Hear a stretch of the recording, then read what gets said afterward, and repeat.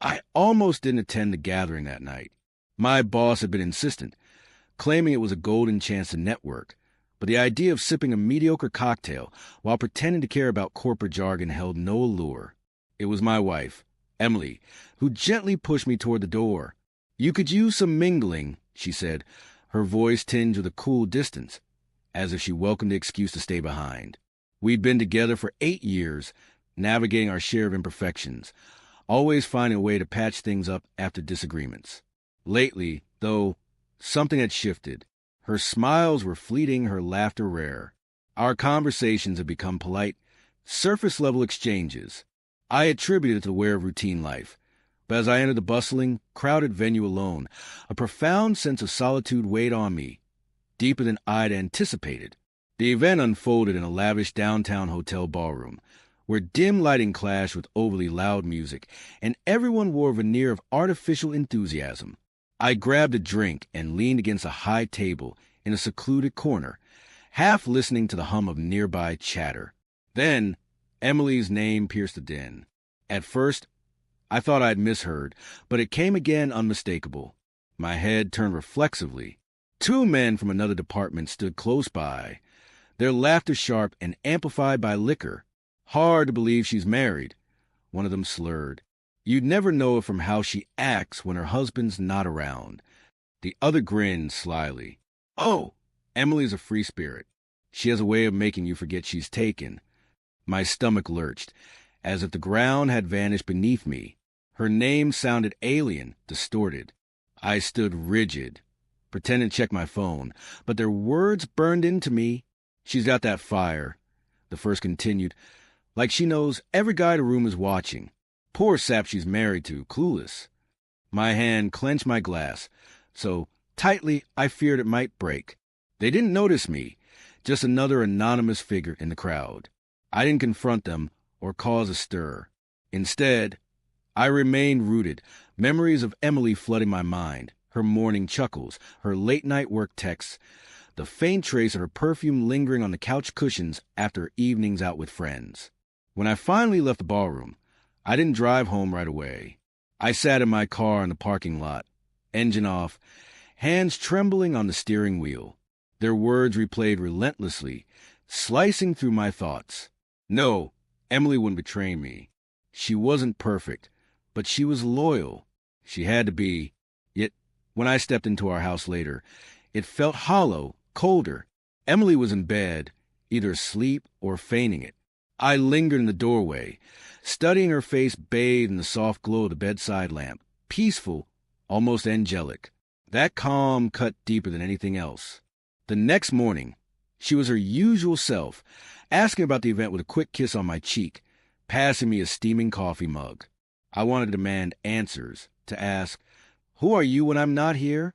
But the word stuck in my throat, heavy and immobile. "It was fine," I mumbled instead.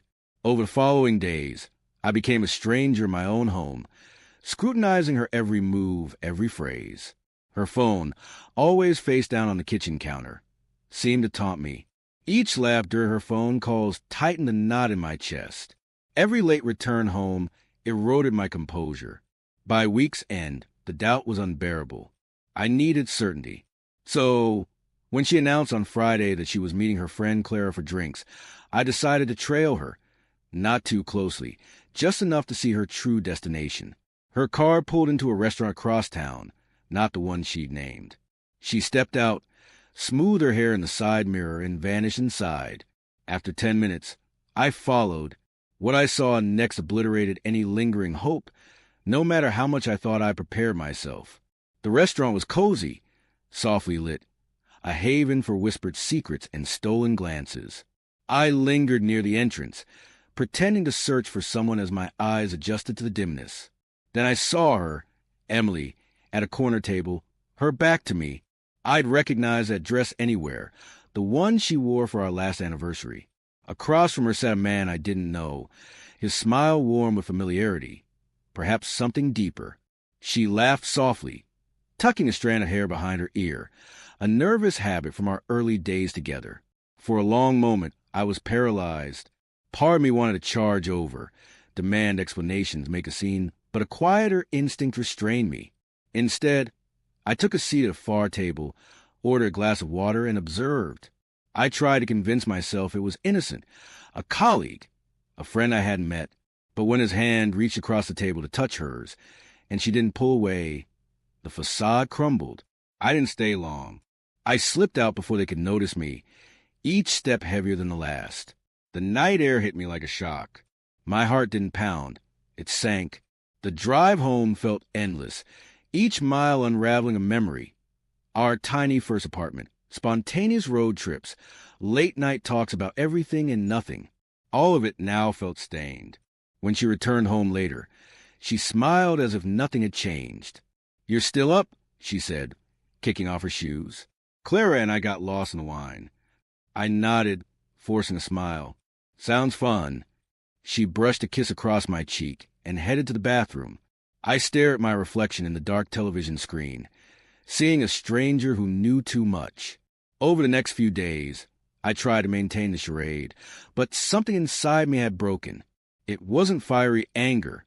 It was colder, quieter, like a home abandoned after a blaze. So I began searching, not for vengeance, but for clarity. I checked our bank accounts, her transactions. It didn't take long to uncover the inconsistencies. Cash withdrawals that didn't make sense, hotel receipts hidden in her email. Proof. Cold, irrefutable proof. The following Saturday, I made her coffee as usual. She came downstairs in her robe, hair messy, offering a faint smile. "You're up early," she remarked. I slid an envelope across the table. "This arrived for you," I said. She opened it, her face shifting from curiosity to horror as she saw the printed photos inside. "Emily," I said, my voice steady but unfamiliar. "I know." Silence stretched between us, thick and oppressive. She whispered, "It's not what it seems." "Then explain it." I replied, my tone alien to me. She began to speak, then faltered, tears welling in her eyes. But I'd seen too much for tears to move me. "I loved you," I said. "Maybe I still do, but the woman I loved isn't this." She reached for me, but I stepped back. "Don't," I said. "You made your choice. You just didn't think to tell me." That night, I packed a bag. She cried, begged me to stay, promised to fix everything, but I was done bearing the burden alone. Before I left, I paused in the doorway, the same spot where I'd watched her sleep after that event. "It's odd," I said softly. "I almost skipped that gathering. If I had, I might still be here, pretending we're okay. So thank you, I guess." She said nothing. I closed the door behind me, and for the first time in months, the air felt lighter, unburdened. They say you can't pinpoint the moment a marriage dies, but I could. It wasn't seeing her in that restaurant or hearing her lie to my face. It was a moment I realized I didn't need the truth to leave. I just needed peace.